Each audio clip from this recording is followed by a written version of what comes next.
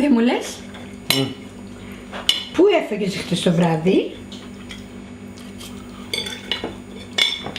Ήσουν με την κοπελίτσα σου?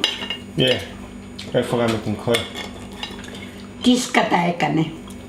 What do you gotta talk like that for?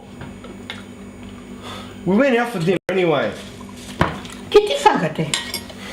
If you must know everything, we went to Lygon Street for spaghetti bolognese, alright? Και πόσα το πλήρωσες? $22. Each? Yes!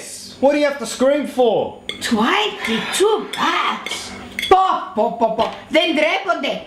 Έτσι τα πετάς τα λεφτά σου, παιδί μου! Θέλω να δω από πού στο διάλο θα μάσεις λεφτά για να αγοράσεις σπίτι, ρε. Για στάσου. Το σπαγγέτι το παίρνω εγώ $2 το πακέτο. Don't do this now, Ma. Τον κιμά τον πληρώνω 4,50. Το σως 68 cents το κουτί. Τα vegetables $6. Με όλα αυτά εγώ φτιάχνω 10 πιάτα μακαρόνια. Εσύ πήγες και έφαγες ένα πιάτο και το πλήρωσες $22. Εγώ σου το κάνω για $1,50. We just wanted to go out for a nice dinner, alright? Why can't you understand that?